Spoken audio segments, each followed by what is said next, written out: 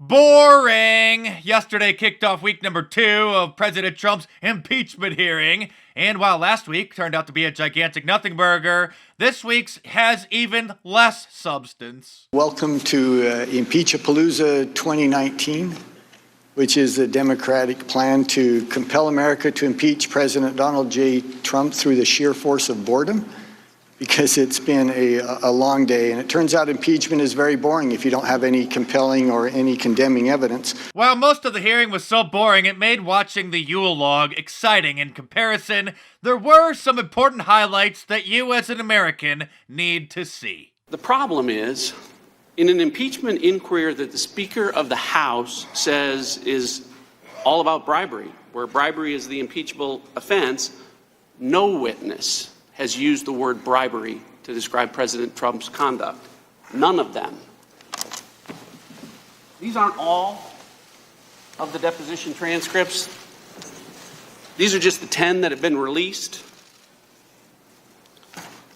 6 weeks of witness interviews in this impeachment inquiry, hundreds of hours of testimony, thousands of questions asked, thousands of answers given.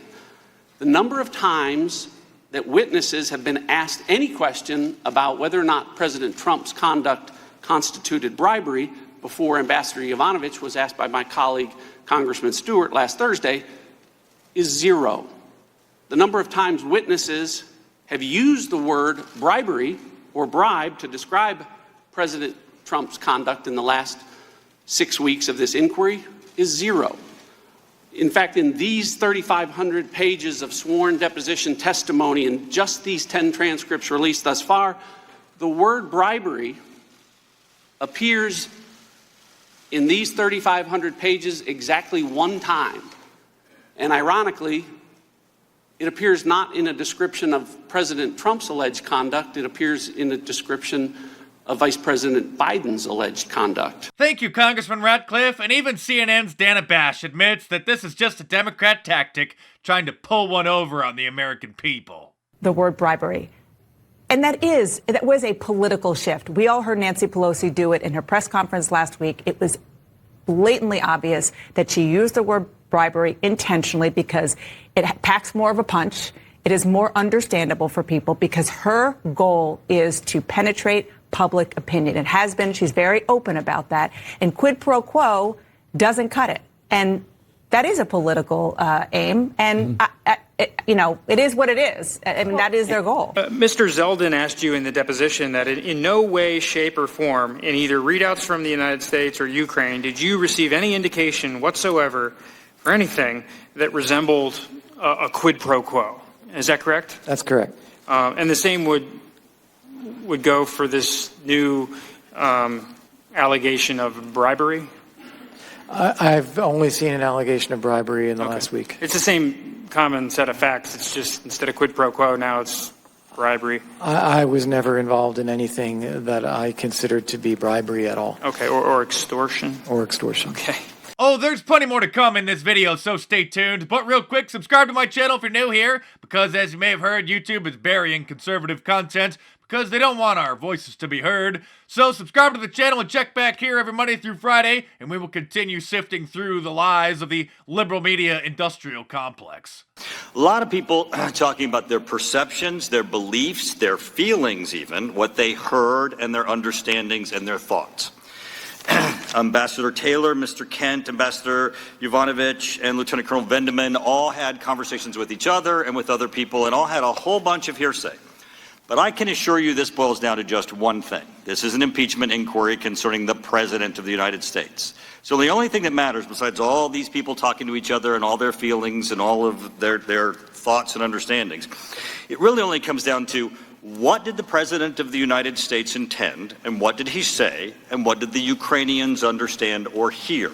Ambassador Volker, you're one of the first people that we've had in these open public testimony that's had conversations with both. So I get to ask you, you had a meeting with the President of the United States, and you believe that the policy issues that he raised concerning Ukraine were valid, correct? Yes. Did the President of the United States ever say to you that he was not going to allow aid for the United States to go to the Ukraine unless there were investigations into Burisma, the Bidens, or the 2016 elections? No, he did not. Did the Ukrainians ever tell you that they understood that they would not get a meeting with the President of the United States, a phone call with the President of the United States, military aid, or foreign aid from the United States unless they undertook investigations of Burisma, the Bidens, or the 2016 elections? No, they did not. You know, pretty much, Ambassador Volker, you just took apart their entire case. Colonel Vindman, there's another thing Mr. Morrison told us in his deposition. He said he was not concerned about the call itself. He said there was nothing illegal or improper on the call, but he was concerned about the call leaking, the contents of the call leaking. He said this, he was concerned how it would play out in Washington's polarized environment, how the contents would be used in Washington's political process. Mr. Morrison was right. Excuse me, Mr. Jordan, could I get a page? Page 44. Thank Mr. you. Morrison was right. The call leaks. The whistleblower goes to Chairman Schiff, staff. Then he runs off to the lawyer, the same lawyer who said in January of 2017 the coup has started against President Trump. The one thing the Democrats didn't count on. One thing they didn't count on was the president releasing the call transcript and letting us all see what he said. They didn't count on that. Transcript shows no linkage. The two individuals on the call have both said no pressure, no pushing, no linkage with security assistance dollars to an investigation. Ms. Williams, after the call on the 25th, we know that Colonel Vindman talked to several people. After the call on the 25th, how many people did you talk to about the call? I did not speak to anybody about the call. Didn't speak to anybody. No. I yield back. While the supposed whistleblower remains in the shadows, hidden by Adam Schiff and company, and will not have to testify, violating President Trump's Sixth Amendment right to face his accuser, there was another whistleblower, however, who showed up at the hearing yesterday. And Mr. Morrison, whether you acknowledge it publicly or not, I believe that you knew that what the president asked the Ukrainians to do was wrong. Perhaps the star of the show was Congresswoman Elise Stefanik from New York, who is now one of my favorite members of the House. I wanted to start with the July 25th call between President Trump and President Zelensky. Mr. Morrison, you were on that call, and there was no mention of withholding aid on the call, correct? That is correct, Congresswoman. And there was no quid pro quo, correct? Correct. No bribery? Correct. No extortion? Correct. And Ambassador Volker, I presume you got a readout of the call, is that correct? Very terse readout, but yes. In this tertiary readout of the call, Ambassador, from the U.S. participants, was there any reference to withholding aid? No, there was not. Any reference to bribery? No, there was not. Any reference to quid pro quo? No, there was not. Any reference to extortion? No, there was not. And I presume you also got feedback from your Ukrainian counterparts as to how the call went. Did they mention the withholding of aid? No, they did not. Did they mention any quid pro quo? No, they did not. And did they mention any bribery? No, they did not.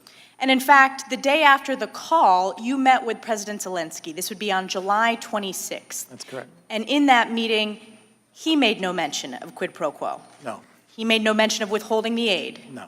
He made no mention of bribery. No. So the fact is the Ukrainians were not even aware of this hold on aid. Is that correct? That's correct. And in the coming weeks, you were in touch with Ukrainians as part of your official duties, and this included talking to Ukrainians over the phone, in person, on text, and the Ukrainians never brought up an investigation into the Bidens. Is that correct? That's correct. They never brought up the withholding of the aid. That's correct. They never brought up quid pro quo or bribery. Let me bring up the aid. They did bring that up after the Politico article appeared on the 29th. I'm going to get to that, but until the Politico article, then, no. They did not bring it up. And you said in your closed-door deposition, quote, "It never came up in conversation with them, and I believe they had trust in me that they would have asked if that was really what they were worried about." That's Is that correct? That is correct. And as you pointed out, the Ukrainians never even knew their foreign aid was on pause until the article was published in Politico in August. That's correct. So they didn't know during the call. That's correct. That little exchange pretty much ended this entire Schiff show, and Congresswoman Stefanik is scaring the Schiff out of the Democrats, who are now pouring campaign contributions into her Democrat challenger, hoping to get her to lose her congressional seat in the next election. This meme from that famous scene in Jaws pretty much sums up the entire hearing. We're gonna need a bigger hoax. Despite the hearings being a complete laughingstock, the Democrats do control the House, and if they vote, they may vote to impeach. Or they could drag this thing on until the 2020 election to keep the cloud of impeachment hovering over the president. Whatever happens, I'll continue to separate the facts from the fiction and try to have a good time doing it. And many of you are wondering if now's the time that I'm going to plug my t-shirt store. Oh wait, what's this? It's my new book, The Liberal Media Industrial Complex. Order it in paperback on Amazon.com by clicking the link in the description below, or download the ebook onto your tablet or your e-reading device. And big thanks to everybody who's already got the book and made it a tremendous success. If you guys enjoy watching my videos, I know you're going to love the book. Pick yourself up a copy and get one for somebody for Christmas by clicking the link in the description below, or heading on over to Amazon.com and check it out.